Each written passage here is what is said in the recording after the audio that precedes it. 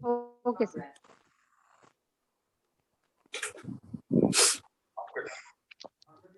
हाँ चलिए, 67 number question नीलू करेगी, तारडी जवाब देगी। Okay sir. Yes sir.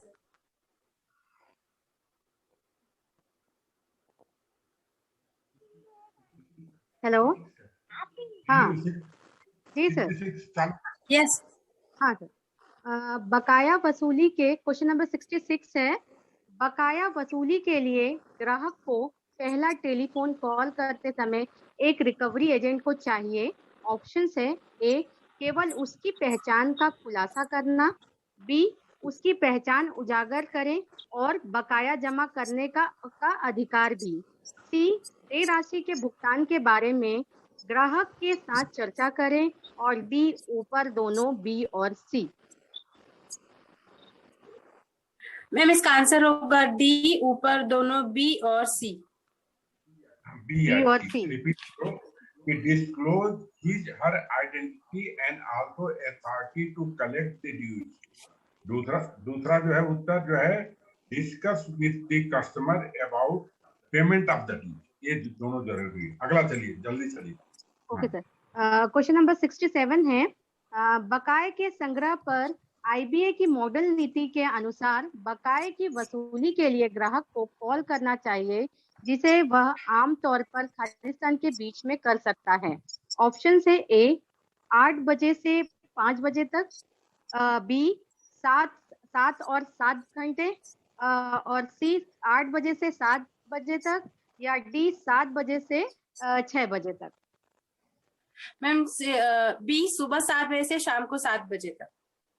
हाँ, आपका उत्तर सही है, मगर यदि कस्टमर ये बोलता है कि इस पीरियड के मेरे लिए ये पीरियड मेरे लिए सुटेबल नहीं रहेगा, कस्टमर बोलता है, तो उनको एजेंट को जो उसका सुटेबल पीरियड है उस पर जा सकते हैं, है ना।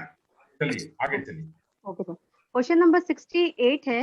देय राशि के संग्रह पर आईबीए की मॉडल नीति के अनुसार किसी विशेष समय या स्थान पर कॉल न करने के लिए उधारकर्ता का अनुरोध होगा तो ऑप्शन है ए सीधे अस्वीकार करेंगे, बी विनम्रता से अस्वीकार कर दिया जाएगा, सी अवहेलना करना और डी जहां तक संभव हो सम्मानित किया जाए।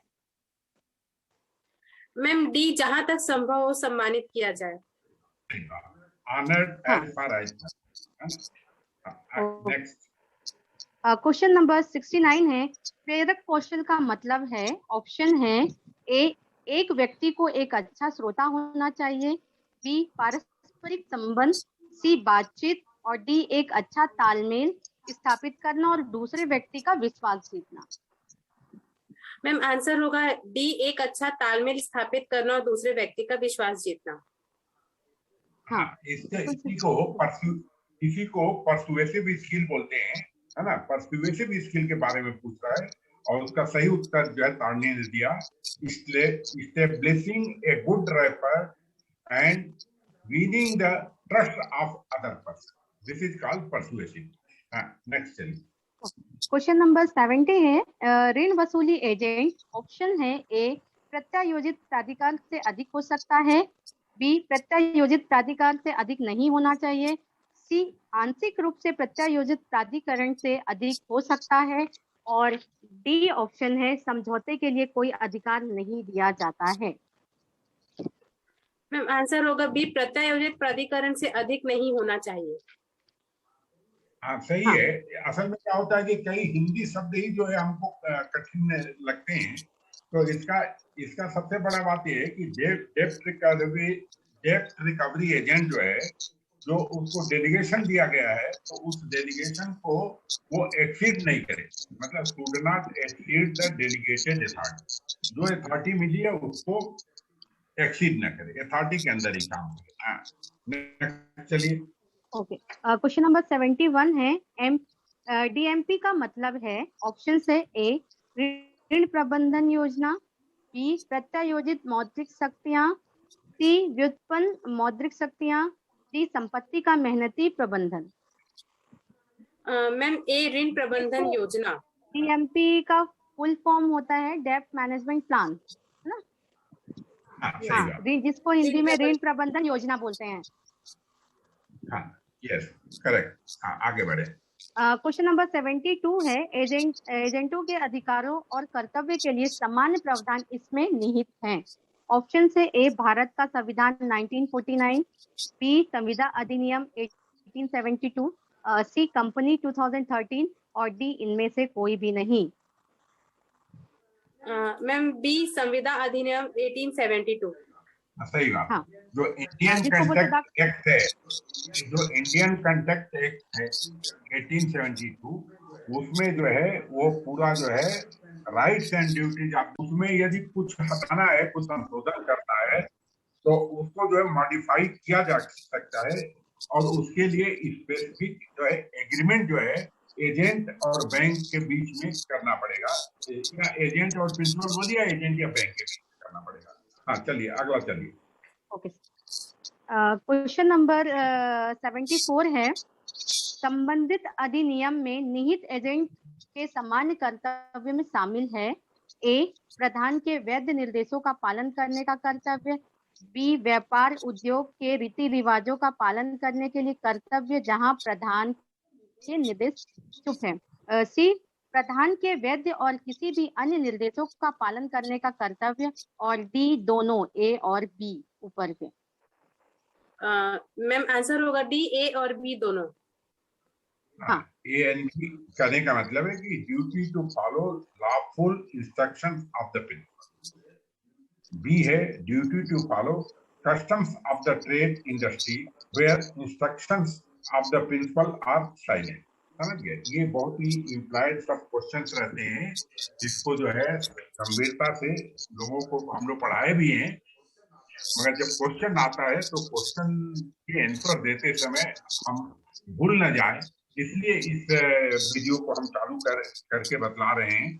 हमारे बीच तिवारी जी आ गए हैं, तो तिवारी जी को हम क्वेश्चन नंबर 78 से आपका चलेगा सर। अभी ये लोग जो है एक दो क्वेश्चन कर लेते हैं। ठीक है सर। क्वेश्चन नंबर 75 है, रिकवरी एजेंट का कर्तव्य है कि वे रिकवरी कार्यों के उचित देखभाल और कौशल का प्रयोग करें। ऑप्शन से ए संविदा अधिनियम 1872, बी देय राशि के संग्रह पर आईबीए की मॉडल नीति, सी बैंकों द्वारा लगे रिकवरी एजेंट पर आरबीआई के दिशा निर्देश, और डी उपरोक्त सभी।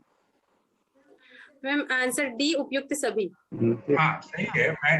मैं थोड़ा सा ये कर रहा हूँ, इसको बतलाऊं कि हम जो है इंडियन कंट्रैक्ट एक्ट 1872 का भी चैप्टर बतलाए हैं, आईबीए की जो model policy collection of dues का एनेक्सेस है उसको भी हम पढ़ाए हैं, RBI guidelines on recovery agent engage by banks उसका भी एनेक्सर पढ़ाए हैं। तो ये हमारे क्लास को जो लोग अच्छा से अटेंड करेंगे वही समझ पाएंगे। आप या कोई भी हमारे कैंडिडेट जब आता है तो हम आधे लोगों को तो पहले ही बोलते हैं, भाई यदि आप हमारे कोर्स को अच्छा से आप समझने को तैयार हैं, क्लास अटेंड करने को तैयार हैं तो करें। तो ये सब कानून वगैरह सब जो है बहुत अच्छे से हैं, इसमें किसी तरह सा डाइल्यूशन नहीं है, जो गप सड़ाके नहीं है, किसी तरह का अपना नहीं है। तो चलिए अगला प्रश्न करो। हाँ, क्वेश्चन नंबर 76 है, गलत बयानी तथ्य है।